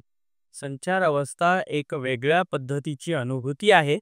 हे ज्याला समजलं त्याला मी काय बोलतोय ते कळणार. बाकीचे सगळे कमेंटमध्ये येऊन भुंकणार. आणि जो भुंकणार आहे, तो स्वतः मेंटली स्ट्रेस लेव्हल त्याची क्रॉस झालेली हाय. असते आणि त्यांना कुत्रंही विचारत नसतं कुठे आणि त्याच्यामुळे ते कमेंटमध्ये येऊन भुंकतात. कधी-कधी तर असली नावाने पण भुंकत. जास्त करून फेक आयडीज घेऊन.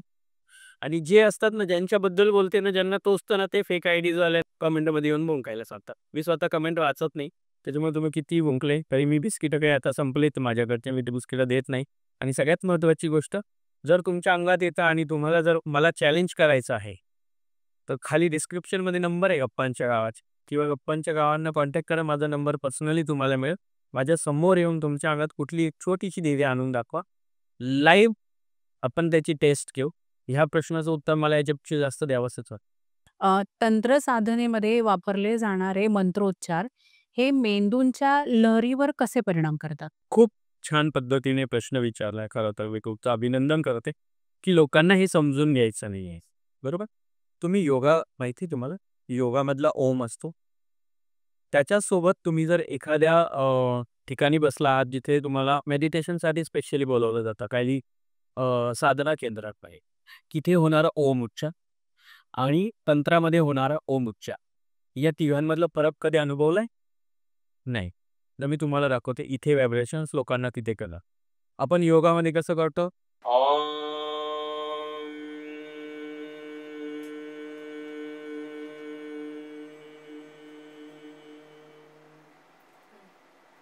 म्हणून बघा व्हायब्रेशन्स तुम्हाला कळतील. पूर्ण अंग हे होतं बरोबर.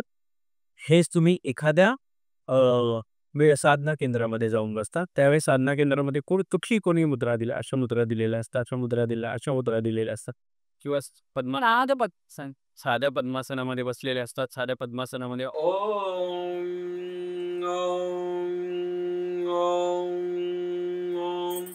हे स्वर लहरी ज्या असतात ना, त्या तुमच्या माइंडला कनेक्ट असतात. तुमचा माइंड ॲक्टिव्ह होण्यासाठी. वैज्ञानिकांनी फक्त आपल्या मेंदूचा 5% भागाचा अभ्यास केला. येस ना, विज्ञानावर चालतं, विज्ञानावर चालतं, विज्ञानावर चालतं म्हणणारे लोकांना हे पण माहिती आहे. त्याच्यातल्या पण 0.12% जो अभ्यास करतो ना, ते म्हणजे आपण तर काही मी तर 0.97-98 किंवा 0.60-65 एवढाच वापरत असेल. जे 0.3 लेव्हलच्या पुढे जातात ना, ते जिनियस असतात आणि ते 3.5 लेव्हलच्या पुढे जातात ते सायंटिस्ट. म्हणजे स्वतःच्या मेंदूचा 5% पर्यंतच अभ्यास झालेला आहे. अशी लोकं विज्ञान, विज्ञान, विज्ञान असं बोलतात. ठीक आहे, मी विज्ञान पण मान्य करते. पण ह्या ओममुळे क्रिएट होणाऱ्या ज्या स्वर तरंग आहेत ना, हे तुमच्या घशावर, तुमच्या डोळ्यांवर, तुमच्या मेंदूवर, तुमच्या बॉडीवर, तुमच्या शरीरातल्या ब्लड प्रेशरवर, तुमच्या जठराग्नीवर, तुमच्या किडनीवर, तुमच्या किडनी फंक्शन सोबतच तुमच्या हार्टच्या सगळ्या नसांवर हे तशा पद्धतीने व्हायब्रेशन्स करतात. आणि ते व्हायब्रेशन्स जे असतात ना, ते तुमच्या शरीरामधल्या अनेक आजारांना पण ऑब्झर्व्ह करतात. हेच जेव्हा तंत्र साधनेमध्ये जाताना अम, अ, परत स्वर बदलला, व्हायब्रेशन्स बदलले, व्हायब्रेशन्स बदलले की आवाज बदलला, स्वरतंत्र बदललं, स्वरतंत्र बदलल्यानंतर पुन्हा तुमच्या शरीराचे व्हायब्रेशन्स, कारण ऑलरेडी मी कंट्रोलमध्ये आहे. पण मला आजूबाजूच्या एनर्जीला कंट्रोल करायचं म्हणून ना हे आणि जे योग धारणेमधलं हे जे 3 फरक आहेत ना, हे स्वरतंत्रातले फरक आहे. पुन्हा स्वरतंत्र म्हणजे तंत्र. हे पुन्हा तंत्र साधनेशी रिलेटेड आणि हे पुन्हा तुमच्या बॉडीशी रिलेटेड. बॉडीशी रिलेटेड गोष्ट आली म्हणजे पुन्हा विज्ञानाशी रिलेटेड. विज्ञानाशी रिलेट झालं म्हणजे पुन्हा सायकोलॉजीशी रिलेटेड. सायकोलॉजीशी रिलेट झालं म्हणजे पुन्हा तुमच्या शरीरातले जे काही पार्ट्स आहेत त्या पार्ट्सवर होणारी प्रक्रिया, त्याच्यातून तुमची कुंडलिनी जागृत होऊन तुमचे आज्ञाचक्र ॲक्टिव्ह होणं, म्हणजे तुमच्या शरीरातली जी तांत्रिक प्रक्रिया आहे म्हणजे टेक्निकल, ती एका जागेवर स्टेबल होणं. म्हणजे हे ओम स्वरयंत्राचं जे तंत्र साधनेतून केला जाणारा अभ्यास आहे, हा तुम्हाला ध्यानधारणा शिकवतो. मध्यंतरी मी एक कॅन्सरविषयी रिसर्च पेपर वाचत होते. त्या रिसर्च पेपरमध्ये असं सांगितलं होतं, की अ, मंत्रोच्चार हे तुमच्या बॉडीमध्ये प्रोड्यूस होणाऱ्या सेलचा आकारसुद्धा नॉर्मलाईज करू शकतं. हो.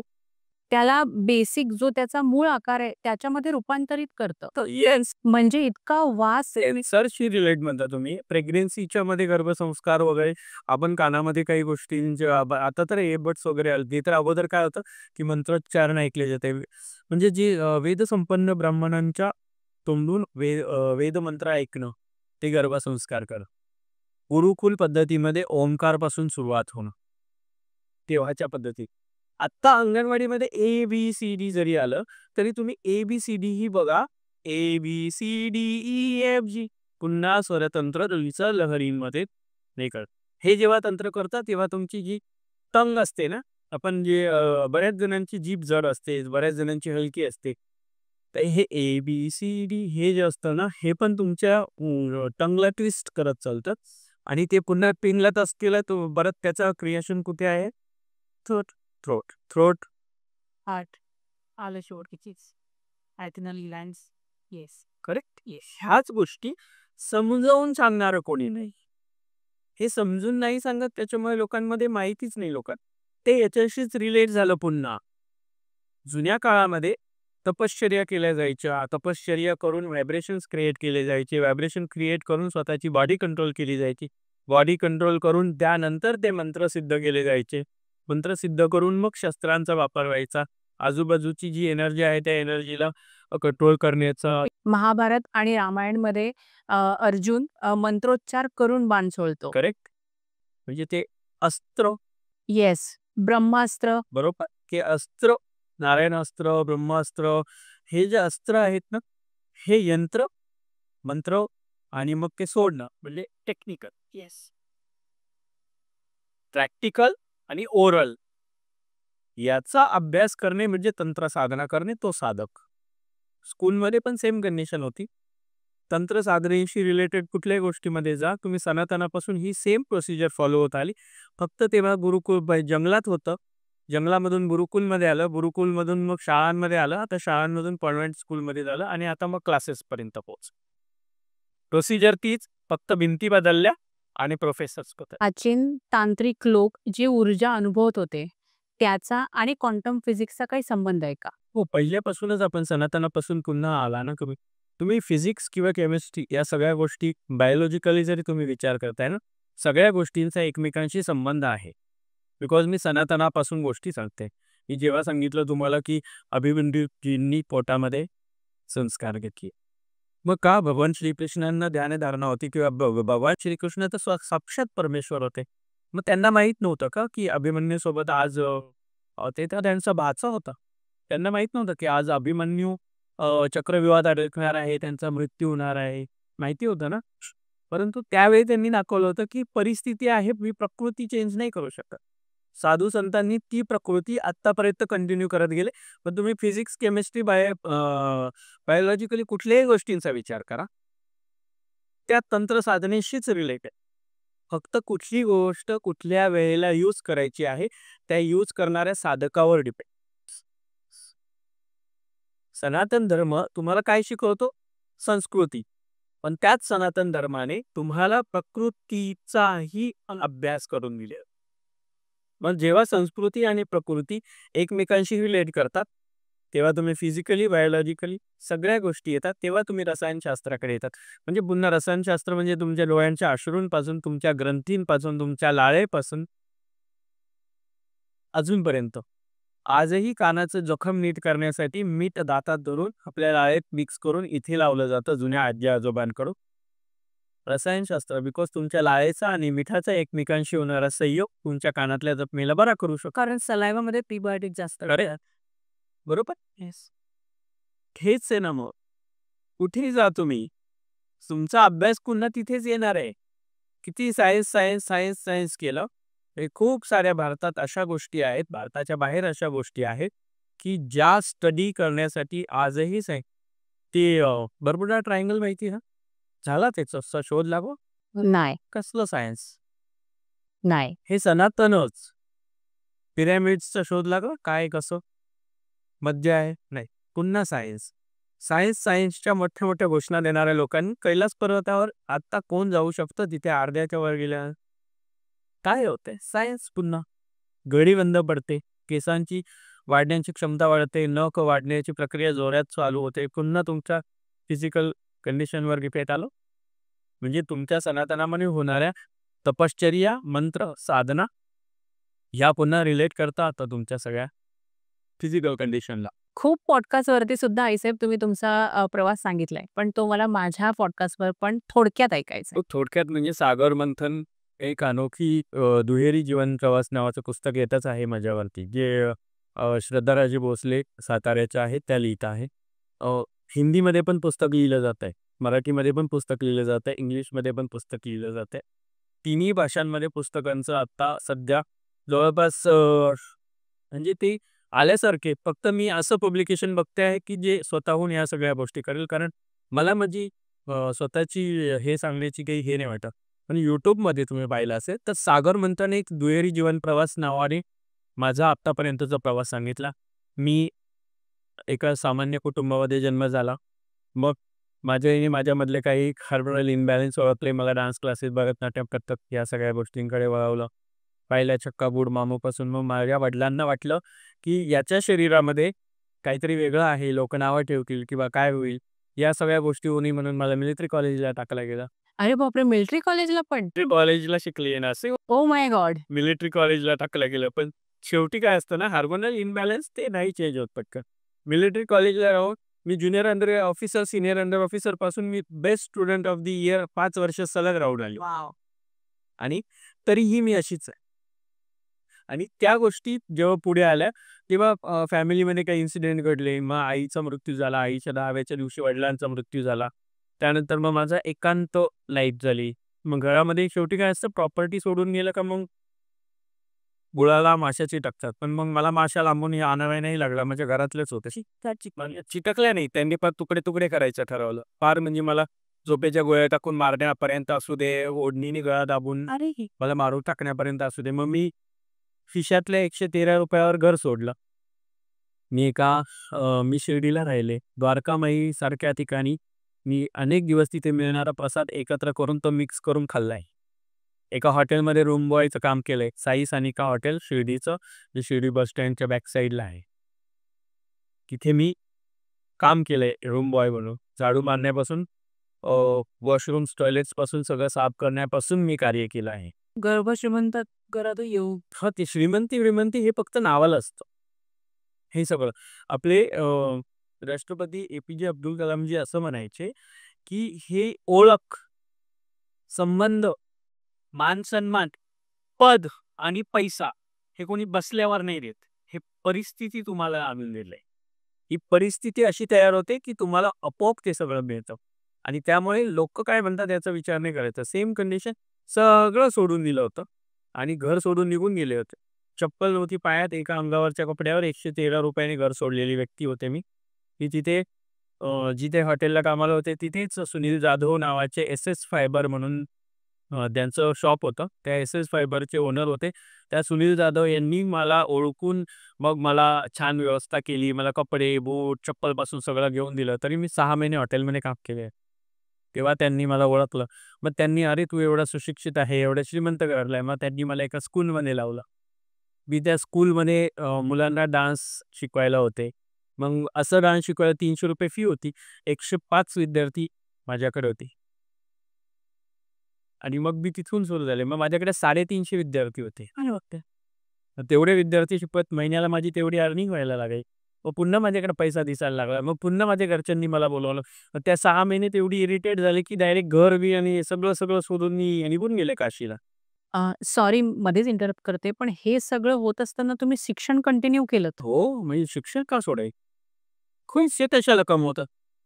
शिक्षण आणि मला माहिती आहे, मी जर आज स्कूलमध्ये आहे, तर मला स्कूलमध्ये जायचं म्हटल्यानंतर पुढे जर मी बी-एड करणार, डी-एड करणार, तरच मी एखाद्या स्कूलमध्ये परमनंट होईन. तेव्हाचा विचार तोच होता ना. मी डी-एड, बी-एड केलं तरच मी परमनंट होईल. नाही ते डान्स टीचर बनून राहिले असते ना. येस. जेव्हा मी डी-एड, बी-एड कंप्लीट केलं, तेव्हाच मला एका ब्रँडेड स्कूलमध्ये ॲज अ टीचर म्हणून अपॉइंट केलं गेलं. मी त्या एका ब्रँडेड स्कूलची टीचर राहिली मी 9 वर्ष. वॉव! आजही माझा राजीनामा नाही आणि आजही त्यांनी मला काढून टाकलं नाही.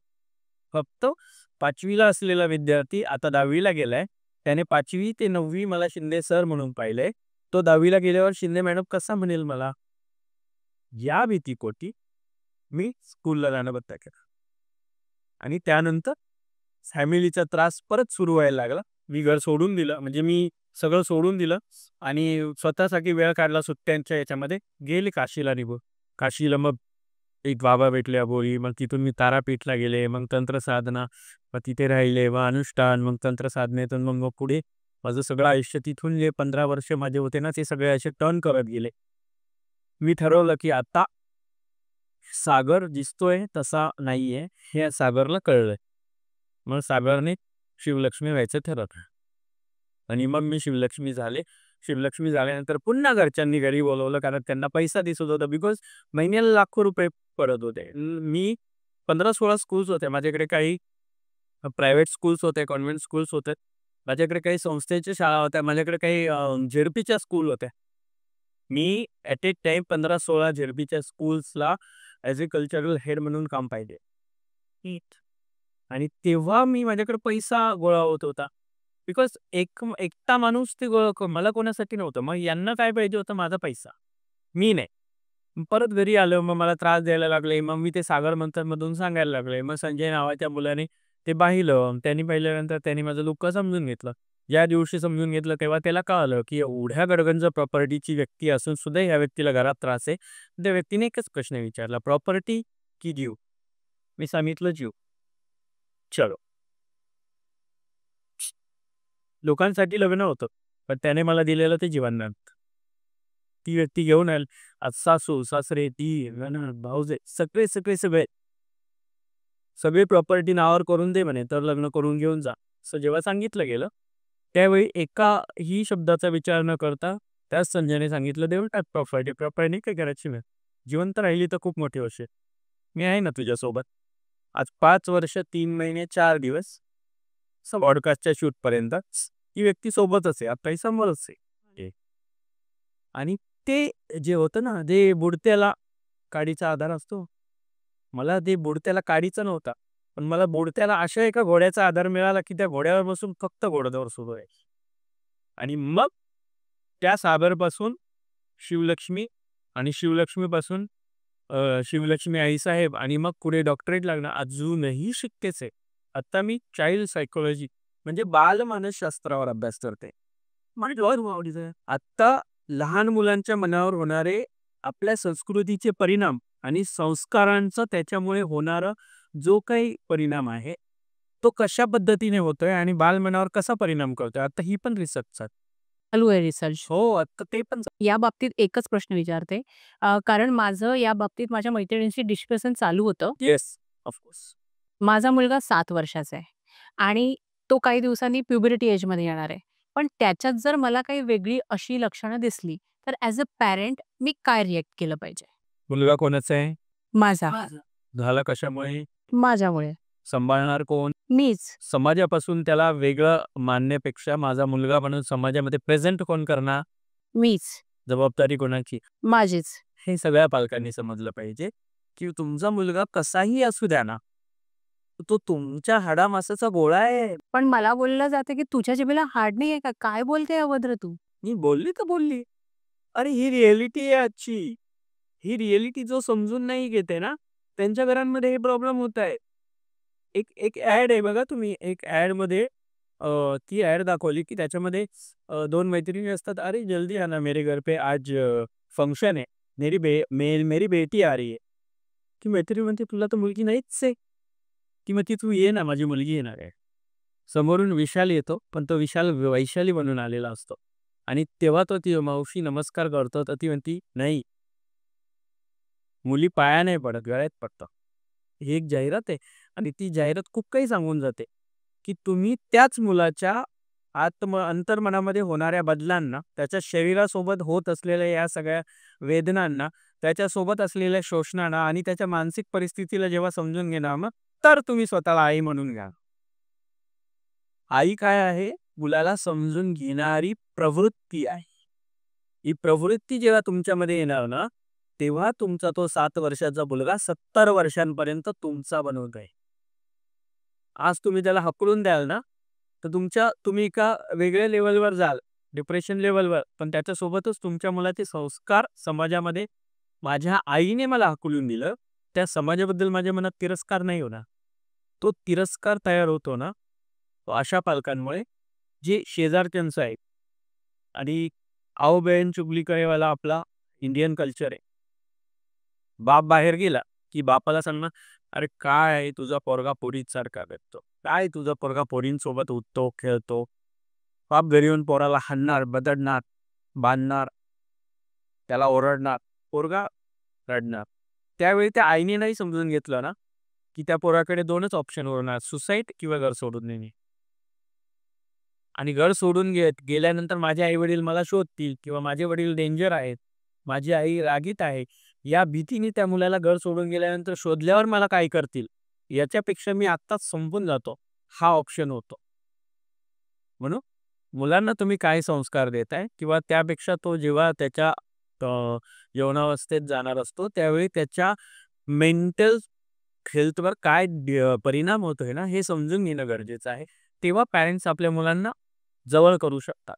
आणि तेव्हा तुम्ही त्यांची परिस्थिती समजली, तर अनेक किन्नरांना रस्त्यावर भीक मागावी नाही लागणार. घरामध्ये राहून शिक्षण घेता येईल. शिक्षण घेऊन त्यांना मोठं होता येईल आणि हळूहळू जी रूढी परंपरा आहे ना मागण्याची, ती बंद होईल.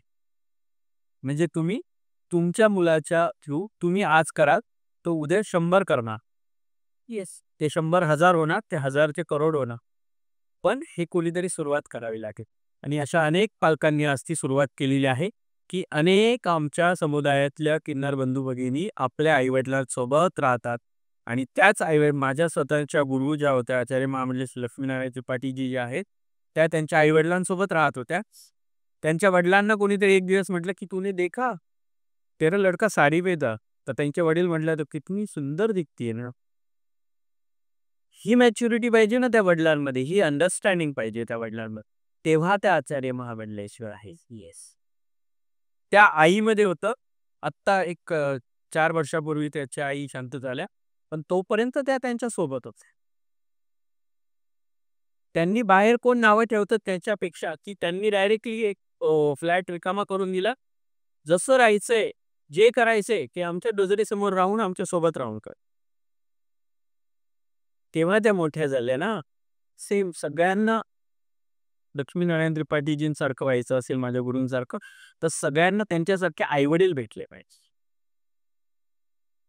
अनेक किन्नरांचे जेव्हा तुम्ही त्याच्या रिलेटेड जेव्हा आत्मकथा ऐकता, तेव्हा अनेक किन्नरांच्या याच्यामध्ये ऐका तुम्ही. ते सांगता, माझे वडील डेंजर होते, माझ्या वडिलांनी हाकलून दिलं, मी घर सोडून दिलं.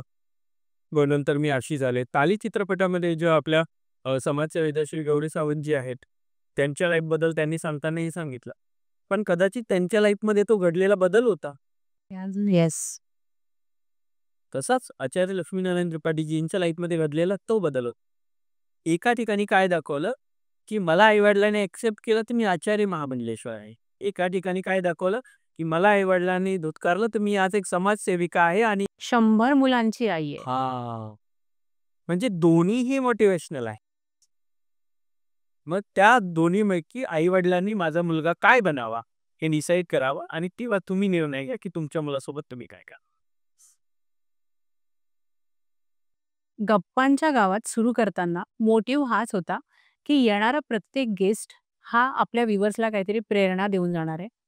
मला असं वाटतं आजच्या एपिसोडमध्ये तुम्हाला ती प्रेरणा मिळालेलीच असेल आणि स्वतःचं असं अढळ स्थान निर्माण करणारी व्यक्तिमत्व आज आपण पाहिलेलं आहे. शिवलक्ष्मी मॅम, खूप खूप मनापासून थँक तुम्ही आमच्या शोमध्ये आलात. खूप खूप धन्यवाद. खूप सारे विषय असे होते, की त्या विषयांना म्हणजे तुमच्या मनातून जो येणारे काही प्रश्न होते त्यापैकी माझ्या मुलाबद्दल जो असा तुम्ही स्वतःच्या मुलाबद्दल प्रश्न विचारला, तिथे मला तुमच्याकडे ती आपुलकी दिसली, ती भावना दिसली, की तुम्ही इतर समाजातल्या लोकांना खरंच ते देऊ शकता.